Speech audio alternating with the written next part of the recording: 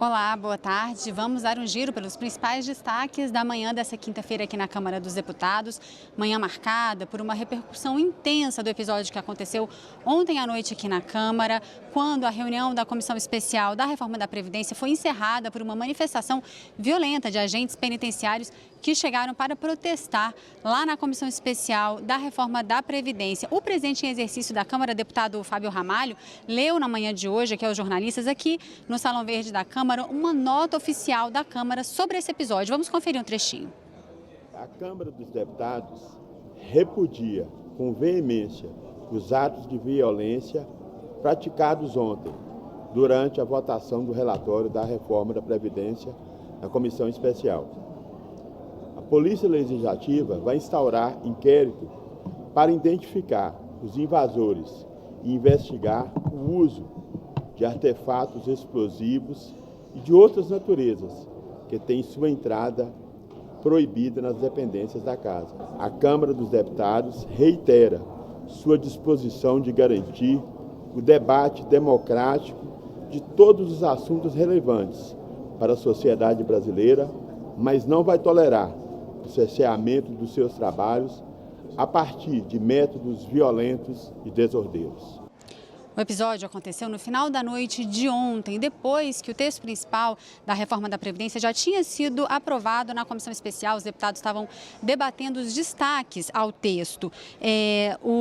Nos últimos dias, os agentes penitenciários tinham recebido um aceno do relator da reforma da Previdência de que a categoria seria incluída aí na regra especial adotada para os policiais, que permite a aposentadoria aos 55 anos de idade. No meio da tarde, o relator lá na Comissão Especial se manifestou no sentido de retirar a categoria dos agentes penitenciários, o que levaria então a idade de aposentadoria para essa categoria aos 65 anos para os homens e 62 anos para as mulheres. A decisão levou então alguns agentes, alguns militantes, a invadir o plenário onde a reforma estava sendo discutida. Hoje, o presidente da FENAPEM, que é a associação, a federação que reúne aí os agentes penitenciários de todo o país, esteve aqui na Câmara dos Deputados, falou com os jornalistas, explicou a versão dele para o que aconteceu ontem. Nós assumimos nossa meia-culpa, sim, no fato, no momento daquela invasão, daquela ocupação, como foi feita. Cada um tem a sua culpa e o governo tem que admitir também a sua culpa. Porque na parte da manhã, o governo nos inseriu no texto constitucional dizendo que nós teríamos a aposentadoria diferenciada.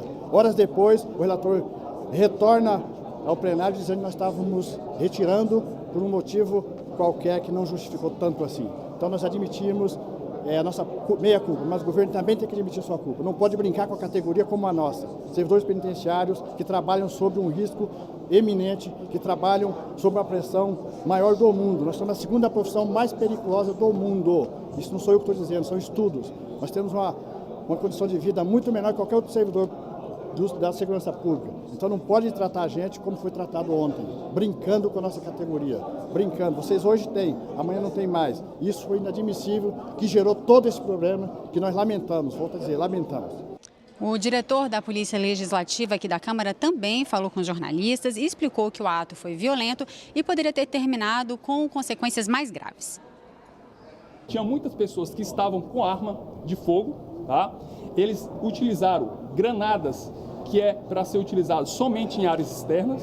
Esse pessoal é que se falar que são pessoas que são preparados para retomada de presídio em caso de rebelião em presídio. Então, são pessoas que têm um treinamento, que estão acostumados com gás lacrimogênio, não são manifestantes comuns. Tá? Então, a questão de falha de segurança não foi. A questão é que havia uma previsão de um portão que era para resistir e por uma coisa que a gente ainda por alguma causa que a gente ainda está analisando, essa solda rompeu que não era para romper. Se não tivesse acontecido, não teria invadido. O presidente da Comissão Especial, deputado Carlos Marum, se disse triste e indignado com o episódio. Ele disse que ainda não tem data para colocar em votação, então, esses destaques que faltam na votação do relatório final. Ele disse também que não concorda, que embora ele não concorde com os métodos violentos adotados pelos agentes penitenciários ontem, ele concorda, sim, com o mérito da questão. Acha que os agentes penitenciários devem ter direito à aposentadoria especial, assim como os policiais. Vamos dar uma olhadinha no que ele disse. Existe similaridade nas atividades. Se o policial tivesse ficado para se aposentar com 100 anos, todos com 100 anos, mas já que se estabeleceu essa diferenciação para os policiais, eu entendo que cabe também para os agentes penitenciários e para os policiais legislativos. Todavia, por que ontem? Ontem, o que houve, na verdade, foi um debate em relação ao fato de que estava sendo passada à sociedade uma mensagem de que o quebra-quebra promovido no Ministério da Justiça, não chegou a ser o quebra-quebra, mas pode ter quebrado o vidro no Ministério da Justiça, teria sido determinante para a inclusão dos agentes. Então, nós temos a mensagem que nós passamos é o seguinte: na marra, não vai, não é possível. A liberdade do voto do parlamentar é condição imprescindível para a própria existência do Estado de Direito e da democracia. A líder do PCdoB, deputada Alice Portugal, também comentou o episódio de ontem e defendeu que a Câmara esteja permanentemente aberta para receber esse tipo de debate.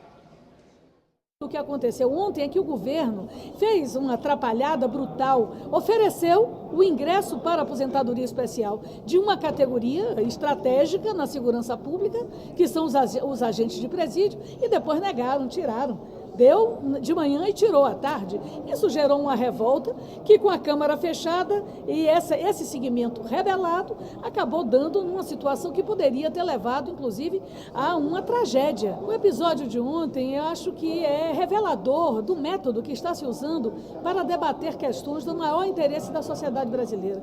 É preciso abrir a Câmara. A Câmara está fechada há meses. Se a Câmara está aberta, não há violência. Então, portanto, eu espero que, para não haver violência, abra-se a Câmara e democratize-se o debate.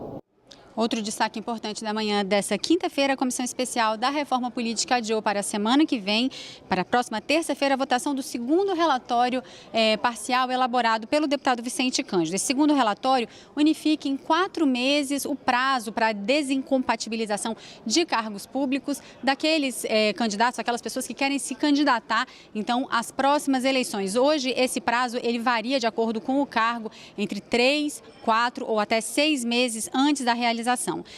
Depois de votar esse relatório, a comissão deve analisar, então, o último relatório parcial, o mais polêmico deles, que trata de alterações no sistema eleitoral e também em financiamento de campanhas. Isso deve ter início já na semana que vem. A comissão deve analisar também, em separado, a proposta de emenda à Constituição 77 de 2003, que é de autoria do deputado Marcelo Castro, que foi relator da reforma política há 2 anos, em 2015. A proposta trata do fim da reeleição para o cargo de presidente da República, governador e prefeito, institui ainda um mandato de 5 anos e determina a coincidência das datas de todas as eleições. Esses são os principais destaques da manhã dessa quinta-feira aqui da Câmara dos Deputados. Para você, uma boa tarde.